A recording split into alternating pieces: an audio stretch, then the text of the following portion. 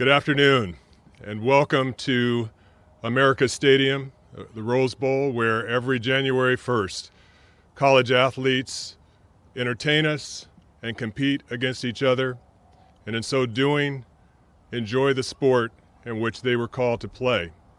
But also we realize that they put themselves in harm's way doing this very important sporting event that we've all come to enjoy over the years. I'm also standing in front of Pasadena's hometown hero, Jackie Robinson. Jackie Robinson, as we all know, became a world icon. He was someone who not only did important things on the field of baseball and football, but also in breaking barriers and setting new limits. And what we're trying to do here today is put forth legislation that we think is important to protect and set new guidelines for the safety of our athletes, our student athletes, who play a sport that's very important for all of us and for this country to embrace and the world, but also to make sure that they are safe and they're in a position that they can attain the goals that they have achieved or look to achieve when they started their college profession. And that is to play the sport they love, but to also get a degree.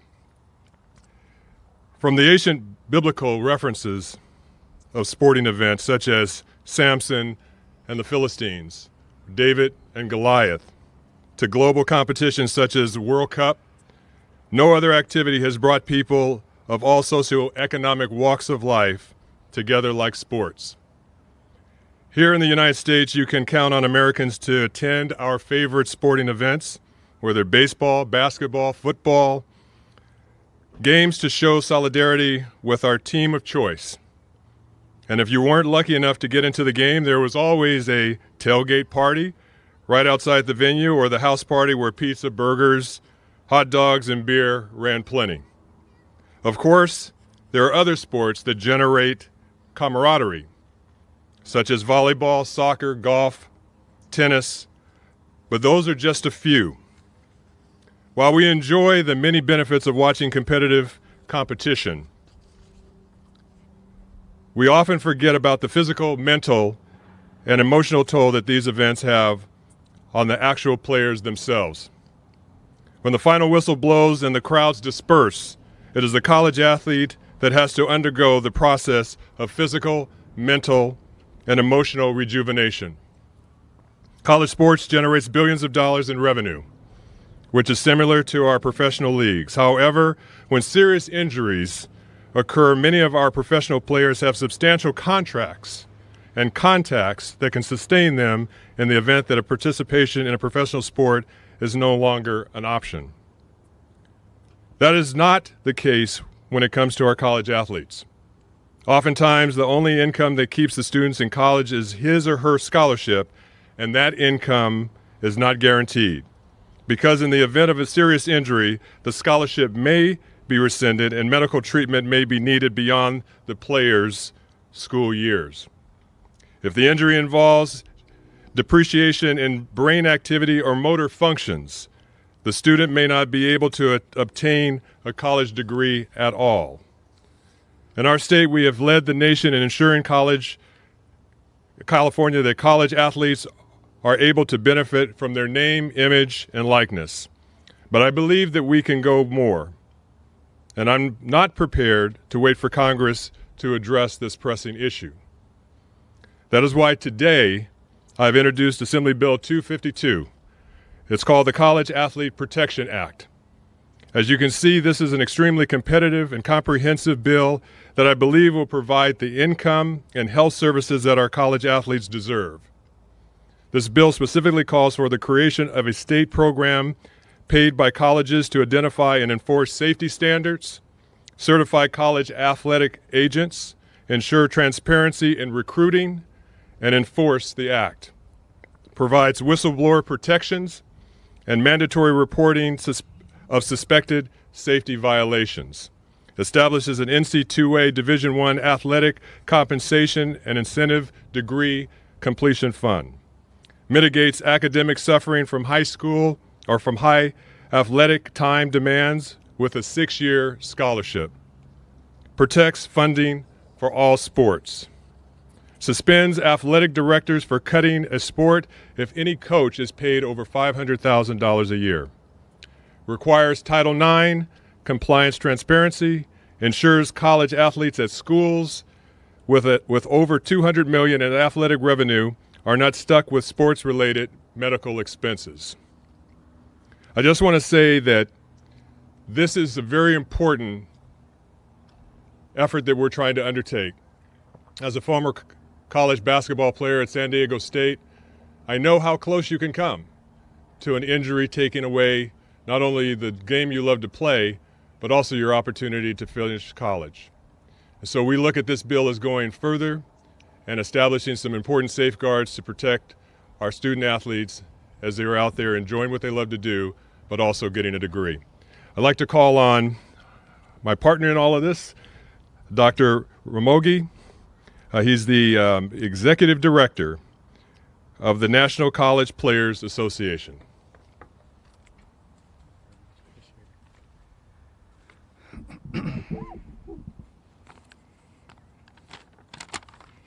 Good afternoon. My name is Ramogi Huma. I'm a former UCLA football player and Executive Director of the NCPA, the National College Players Association.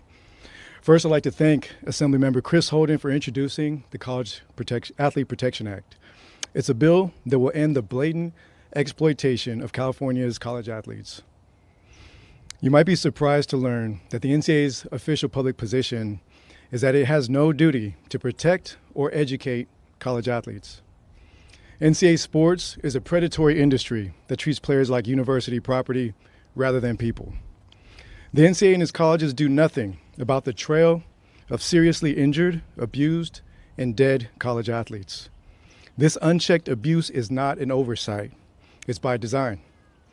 NCAA colleges and their sport leaders have collectively decided that sexually assaulting an athlete or killing an athlete in a hazardous workout is not against NCAA rules.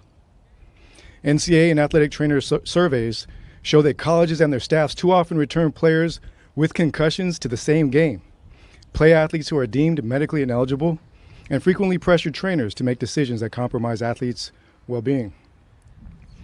In addition to the exploitation of athletes' bodies, the NCAA's economic model is illegal and based on racial injustice. The NCAA uses amateurism as cover to systematically strip generational wealth from predominantly black athletes from lower income households to pay for lavish salaries of predominantly white coaches, athletic directors, commissioners, and NCAA administrators. 25 years ago, the NCAA president, Walter Byers, made a shocking admission. He stated in his book, "Amateurism is not a moral issue. It's an economic camouflage for monopoly practice." This monopoly practice violates both federal and California antitrust law. The U.S. Supreme Court agreed in 2021 when it ruled 9-0 in athletes' favor in Austin versus NCAA antitrust lawsuit. Amateurism has been used as an excuse to violate antitrust law and rob countless college athletes of what would otherwise be the most valuable years of their lives. For the NCPA, the College Athlete Protection Act is a central part of the Fair Rev Share campaign launched by our athlete leaders in November. It will align fair athlete compensation with degree completion and enforce critical safety standards to prevent serious injury, abuse, and death. The NCPA is proud to support and sponsor this bill and looks forward to its passage. Thank you. And with that, I'll invite up to speak Elisha Guidry. I'm sorry, it's going to be Amy LeClaire, former San Jose State gymnast.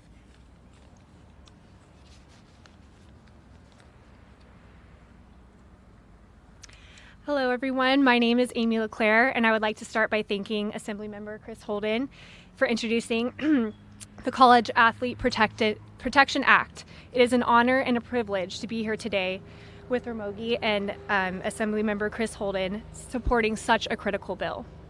I graduated from San Jose State University, a Division I institution, in 2017. I wish I had a different story to share about my gymnastics career in the NCAA. While I was an athlete at San Jose State, I was bullied and manipulated by my coaches, and I was sexually assaulted by my head trainer.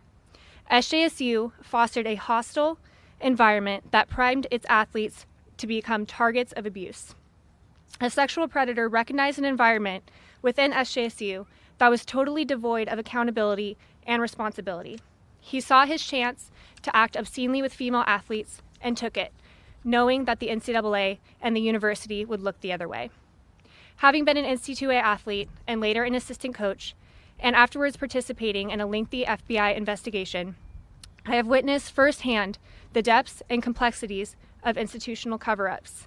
Universities have not earned the privilege of operating unchecked, nor have they earned the benefit of the doubt. I entered the NC2A knowing the risk of a high-level sport, but never imagining the danger of the institution itself. I never imagined that the very system designed to protect me would be the source of my exploitation. This is what has driven me here to stand here today to help advocate for the protection of NC2A athletes. Thank you. Thank you, Amy. And next up is Elisha Guidry, former UCLA football player, current San Jose State football player. Thank you.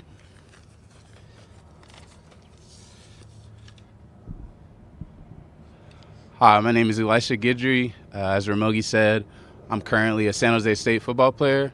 I'm also a graduate student at San Jose.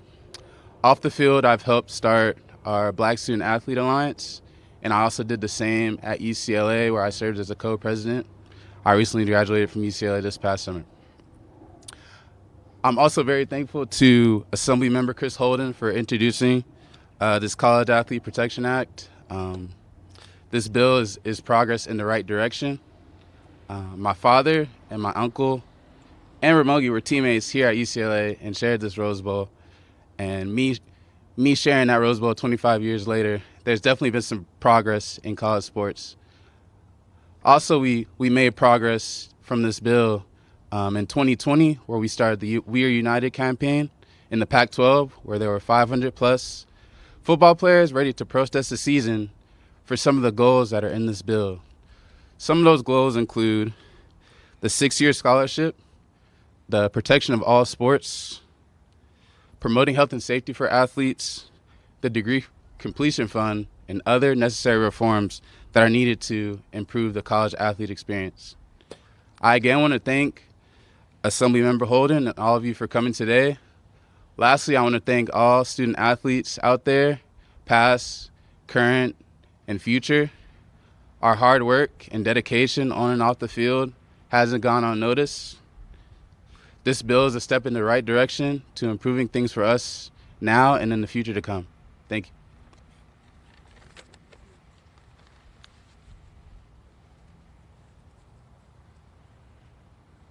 If there are any questions, I think we'll be prepared to take them at this time.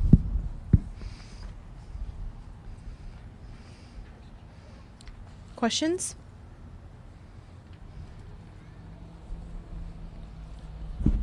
Kurt Sandoval from ABC7. What's the next step to get this bill passed, and what's your biggest hurdle along the process? Well, the next step will be for the bill to be introduced to committees. We'll start making our way through the committee process in the legislature, both the Assembly and the Senate. With success there, then it will make its way to the governor's desk. We're very hopeful, given the fact that Governor Newsom signed the previous bill to protect, obviously, the name, image of athletes, that we'll have a good path to victory on this. I will say that there will be, I'm sure, some continued conversations with the NC2A as we go forward, but we believe what we have is a very solid and very appropriate set of guidelines that, as the athletes that we've shared today, address real needs. And if you've seen across the country abuses that happen with student athletes, as was presented today, it has to be clear, not only for the institution, but also for the athletes to know what their rights are, so that they can protect themselves, know how to report incidences where they feel that they need to, where their rights have been violated, and that there's a process that would ensue after that. So we're very excited about the prospects of this bill. I believe we're going to have good support, and we'll have certainly a great team of folks who will be able to testify for its passage. Councilman, can you just follow up on, that what's been what was it that pushed you over to introduce this bill? As a guy who covers sports for 30 years, I've heard a lot of these similar stories for years. Was there one defining thing? Was it a collection of things? How did this come together? It came together essentially several years ago when I think we were embarking on initial bill that has now made it into law, but it established an opportunity to reflect not only at some of the more recent incidences where football players were being sexually assaulted, but USA gymnasts and others who have, and certainly in all sports, gymnasts, and as well as baseball players and others who've come forward with concerns that we needed to make sure were addressed. The other fundamental part of this is that, not every person who plays sports in college is going to go on to play at the professional level. And when they enter college, they love to play the sport that they had signed up to and were given a scholarship to play. But it's also clear that an injury can happen in practice, and it can take a player out of contention and thereby not be of value anymore. And as athletes know, recruiting happens, the coaching staff goes out and they find players to fill your position. Now you have to compete, and if you're on the sidelines, the prospects are not good.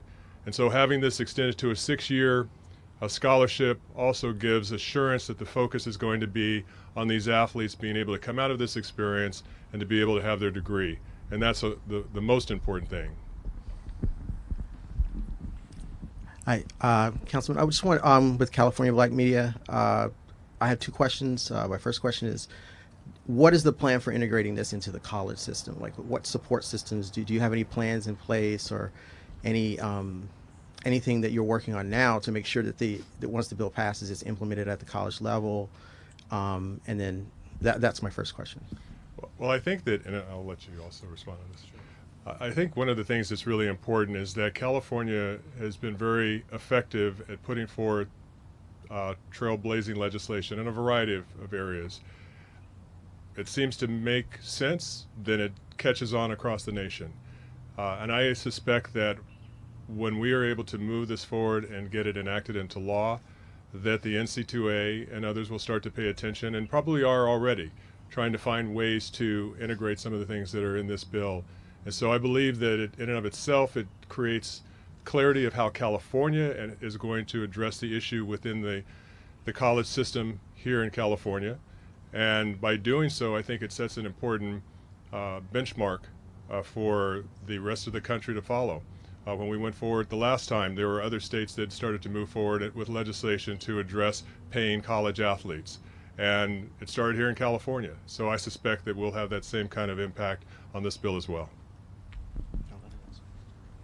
And just to add a little bit, so in the language in the bill itself directs the colleges on how to help inform their employees, affiliated medical personnel, and also to inform college athletes of what their rights will be annually. So the bill is actually pretty clear on that as well. Okay. And my other question, Assembly member. Well, I used to be a council member, so it's okay. Been following you for so long. So my other question specifically is about underserved communities. Are there any plans for helping underserved communities outside of the bill, or making sure that it's implemented? Because the California college system is very varied. I mean, there are private schools, or public schools, and it's going to be difficult for, I would assume, to wrangle all of those, especially with underserved communities.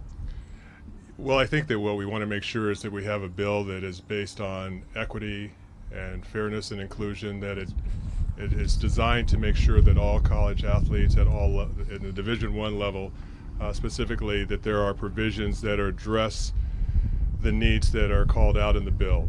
We clearly are going to make sure that this is going to be implemented, and that each university is going to be aware of what it represents, and it will become the law of the land, at least here in California.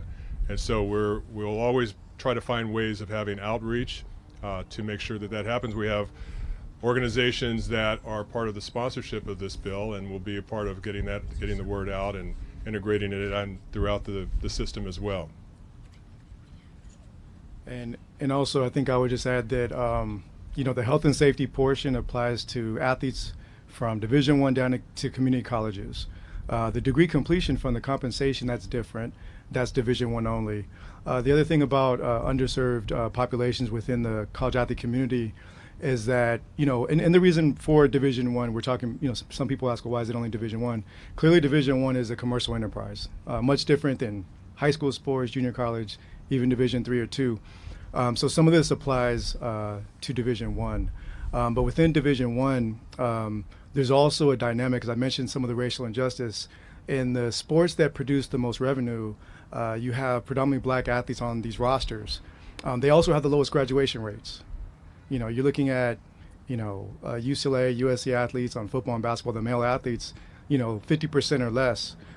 So this, once again, this aligns the goal, kind of the blend of the educational and business aspects of college sports to come together and make sure players are protected in both realms, and providing strong incentives and support for degree completion for vulnerable populations. Just to follow up, if you could explain the economic standpoint of this bill, where I believe at the beginning you said it will be upon the universities to pull this money and have a yearly amount sent. Is that accurate? And Sure. And my question, if that is indeed accurate, the biggest businesses all have budgets, and that, to me, outsider looking in, seems like that would be a pushback for them to say, hey, if we need to pay X for this policy, then these students, we're going to be eliminating scholarships because now we don't have that money. Is that a substantial concern? So that's a great question, and this bill is tailored to accommodate that. So just to be clear, the degree completion fund, it requires that athletes in Division I each get what's deemed fair market value.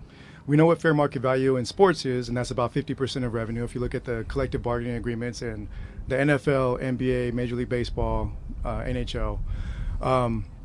So what each year the schools report to the federal government what the revenues are. So it's very clear to know what the revenues are going to be. To the point about ensuring that this doesn't break the budget, there's two options for the schools. One is to go ahead and pay the 50%, making sure most athletes, many athletes in Division I already receive 50% of their team's revenue in the form of scholarships. So the scholarships are counted. The other option, to ensure that the schools can continue operating and supporting existing programs, a school can choose, instead of providing the 50% of revenue, using only new revenue above and beyond. So that means there's a foothold there where if the school doesn't want to go ahead and pay all 50%, it can opt to say, well, we'll just use the new revenue that we're generating to make sure that it goes towards that, even though it's not going to make the athletes completely whole. It'll be progress for those athletes.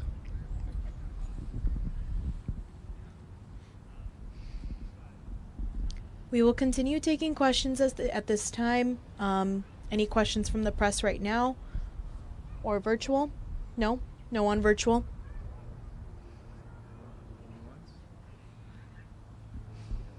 Thank you. Thank you.